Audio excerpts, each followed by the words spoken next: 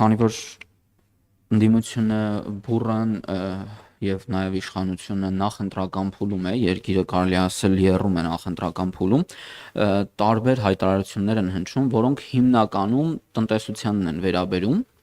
Եվ այդ հայտարարությունների ֆոնին ընդդիմադիր դաշտում շատ քիչ նկատելի է Արցախից բռնի տեղահանվածների հետ վերադարձի թեման կամ նրանց վերաբերող խոսույթը։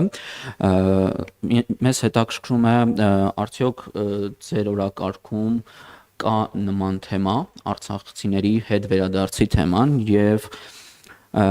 պատճառը ինչու է ընդդիմադիր դաշտում նվազում այդ խոսույթի գեներացումը, քանի որ մի որոշ ժամանակ առաջ դա բավականին լայն թափ էր ստացել։ Երկրորդ թեման իշխանությունը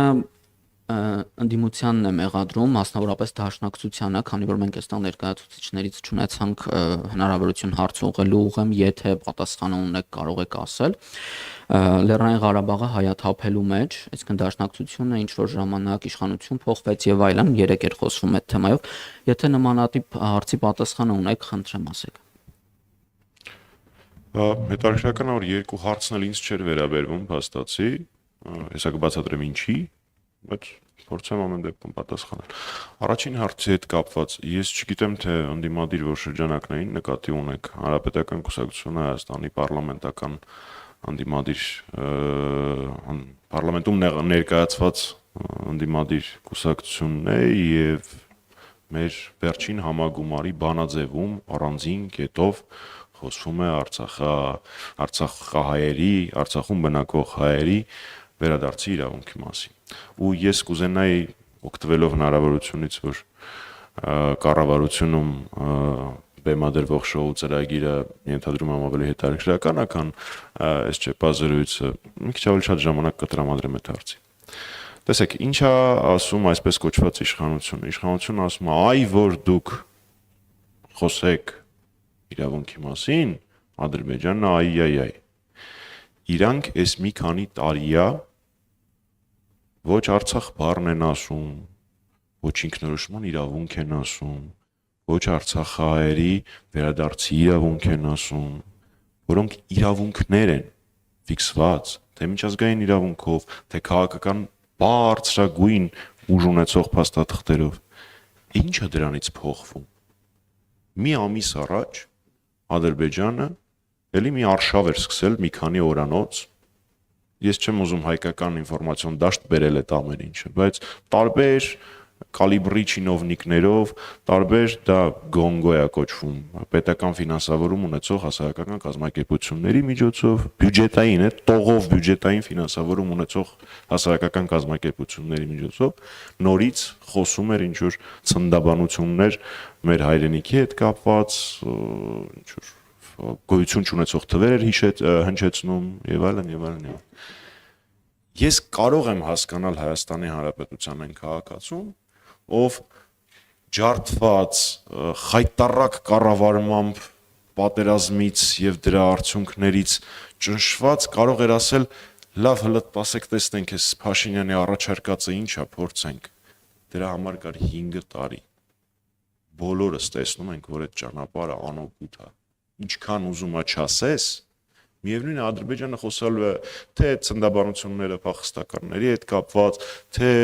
Սևանի հետ կապված, թե Երևանի եւ այլն։ Ոչ մեկ չի ասում, որ դա պետքա այս պահին նախապայմանի տրամաբանությամբ պահանջատիրական, ագրեսիվ ռետորաբանության մաս լինի, բայց հրաժարվել այդ իրավունքից Փաշինյանին ոչ մեկ իրավունք չի տվել։ Ուստի այդ պսևդո կապը, գոյություն չունեցող կապը, մենք չխոսենք, որ իրանք չխոսեն, իրականություն չի, ու մենք դրանում ամեն օր համոզվում ենք, ամեն օր։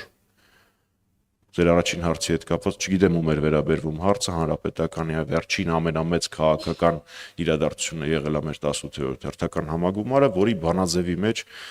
ձեր հարցի պատասխանը կա, ոչ ինքը մեր համար երբևէ չի դադարել լինել առաջնահերթություն։ Երկրորդ հարցի հետ կապված, նորից մեզ չի ուղված, բայց այնուամենայնիվ ես կպատասխանեմ։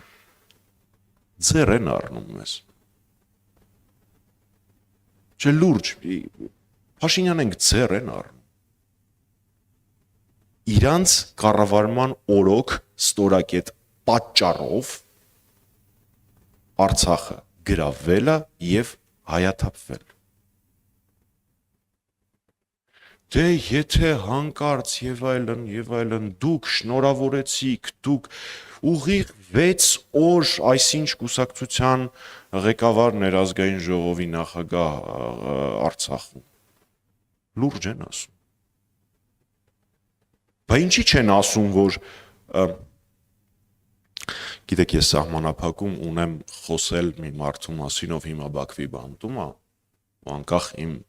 քաղաքական տարաձայնություններից Արայիկ Հարությունյանի, ես ճիշտ չեմ համարում իր հետ կապված որևէ բաներ ասել, բայց այս մեկը ուղղակի չեմ կարող ասել։ Դա առաջին անգամը չի եղել, որ պարոն Հարությունյանը հրաժարական է տվել այդ ժամանակահատվածում։ Եվ այն խիզախ հայրենասեր պատասխանատու գործիչները, որոնք ստանձնել են այդ ժամանակ Արցախի կառավարումը, պարզապես այլընտրանք չունեին, որովհետև արդեն որ երրորդ անգամ այդ պահին Արցախի իշխանությունների բարձրագույն ներկայացուցիչը ցանկանում էր հրաժարական տալ։ Սրա մասին ախր շատ խոսվել է, ես որևէ մեծ բացահայտում չեմ անում, բայց ոնց որ սա մոռացվել է։ Ուստի ես լուրջ չեմ կարողանում հասկանալ, ինչքան կարելի է լկտի սուտ ասել։ Ձեր իշխանության եւ ձեր աշխատանքի արդյունքում է դա եղել, ավելի ճիշտ չաշխատանքի։ Ես նաեւ լսում էի մինչև ինձ եղած ԿՊ-ական ներկայացուցիչների ասածները, օգտվելով հնարավորությունից, որ հասցնենք, նաև դրանք մեկնաբանում։ Նախ ԿՊ-ականներից մեկը մի քանի անգամ շեշտեց ուժեղ հանրապետական, ճիշտ արեց։ Հանրապետականը եղել է ուժեղ, կա ուժեղ եւ լինելու է ուժեղ։ Շատ լավ է, որ վերջապես դա իրանք հասկացել են։ Դա մեկ։ Երկրորդ, իրանք ինչ որ փորձում էին ներկայացնել, որ Ադրբեջանի եւ իրանց միջև որևէ պայմանավորվածություն բացի այդ թղթերի վրա գրվածներից չկա, մի կողմ թողնենք թղթերի բովանդակությունը, երաշխիքները եւ այլն եւ այլն եւ այլն։ Փաստացի 2 օր առաջ, եթե չեմ սխալվում, ձեր հարցն էր, 2 օր առաջ Ադրբեջանի ներկայացուցիչը ասել է, որ նախապայման է ստորագրման սահմանադրության փոփոխությունը։ Այդ թղթի մեջ սահմանադրության փոփոխության վերաբերյալ ոչ մի բառ չկա։ Ստացվեց, որ այդ թղթի մեջ ամեն ինչ չի գրած։ Իսկ որտեղ են երաշխիքները, որ մի ամիս հետո էլ Ադրբեջանից որևէ մեկը չի ասի, բայց մի հատ էլ նախապայման կար։ Ձեզ խաբել են, ձեզ չեն ասել։ Այս ակնհայտ բաներ է, փաստացի ասում են Ադրբեջանի հետ ուրիշ պայմանավորվածություն չկա, քան թղթի վրա գրածները, ու 2 օր առաջ դրա խիստ հակադարձ բանն է ասվել։ Բայց ինչ պայմանավորվածություններ կան, որ մենք չգիտենք։ Ու գիտեք, ես շապից շատ եմ հարգում մեր քաղաքացիներին, որպեսզի կոնսպիրոլոգիայի դավադրապաշտությունների մեջ մտնեն, բայց ես միշտ նույն օրինակն եմ բերում։ 2018 թվականին Փաշինյանը խնդրել է Ալիևին նվազեցնել սահմանային լարումը, որովհետև ինքը պիտի ուժեղ հանրապետականների հարցերը փորձեր լուծել։ Սա ինքն էլ է ասել, Ալիևն էլ է ասել եւ այլն եւ այլն։ Ես չեմ մտնում լիֆտ, Դուշանբե եւ այլն։ Նեուց, բացարձակ։ Պարզ հարց եմ տալի։ 18 թվական Փաշինյան-Ալիև հանդիպում, առաջին հանդիպումներից մեկը։ Փաշինյանը խնդրում է նվազեցնել սահմանային լարումը։ Էլի Փարքաստո հայ զինվորի կյանքա փրկվել։ Մի կողմ դա դնենք։ Բայց ես ուրիշ հարց եմ տալիս։ Ինչի դիմաց է դրան համաձայնվել Ալիևը։ Ընդ որում ես այդ հարցի պատասխանը չունեմ։ Ես այդ հարցը տալիս եմ ակնկալելով, որ այդ նույն հարցը տալու են մեր հայրենակիցները։ Ակնհայտ է, չէ, որ սիրուն աչքերի, գլխարկի եւ այլնի համար չի եղել։ Ակնհայտ է, չէ, որ դիմացը ինչ որ խոստում ա տրվել։ Իսկ քանի տենց խոստումներ կան, որ մենք դեռ չգիտենք։ Այս է իրականությունը հայ-ադրբեջանական բանակցությունների մասին։